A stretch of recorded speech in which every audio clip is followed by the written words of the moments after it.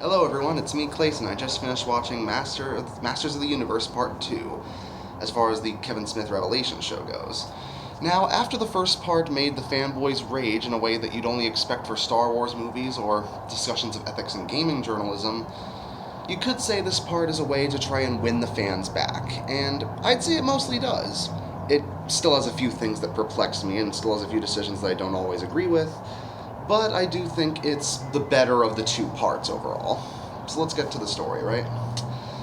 After Skeletor happens to gain control of the power of this power sword and manages to become a master of the universe, he obsesses over trying to kill He-Man after he manages to conjure the power of Grayskull even without his sword, even though it's more of a berserker form.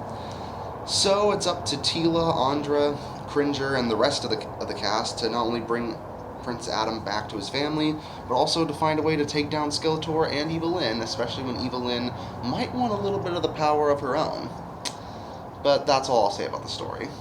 For these last 5 episodes, it's basically a big build-up to a huge battle in Eternia that thankfully does live up to the hype. I mean, after 10 episodes of this, you'd expect a really big epic final battle featuring all your favorite characters.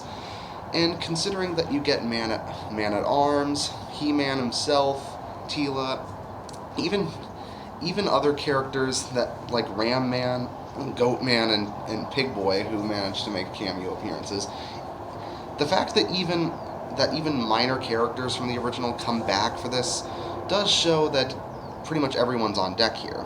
And Powerhouse Animation does give us some solid animation work, as they always do.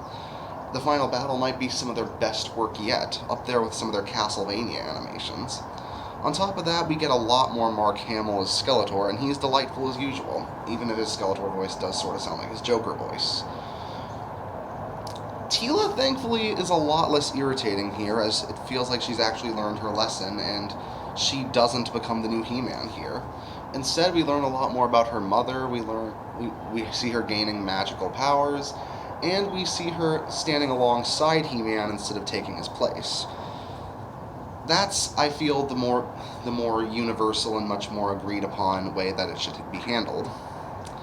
On top of that, I appreciate that we got to learn a bit more about Evil-Lyn, and considering her role in this series, she kind of reminds me of how Carmilla ended up in Castlevania, particularly in the 4th season.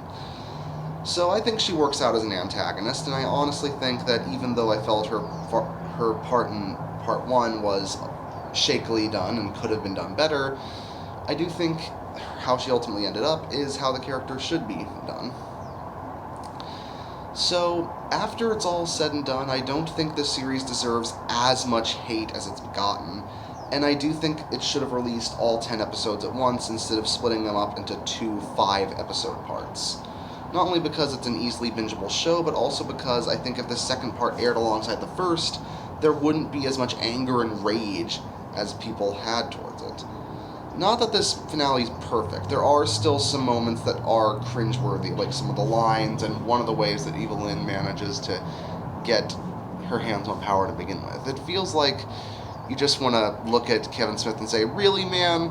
Even the original Evil-Lyn from the original cartoon wouldn't do this, and not just because of regulations in broadcasting. But overall, I do think, like I said, it is an improvement, and the parts that are good in this second part are really, really good and are worth the time spent on the series. So that's why I'm going to give He-Man Masters of the Universe Revelation as a whole a 7 out of 10. See you next time. I like it, and I am not sorry for it.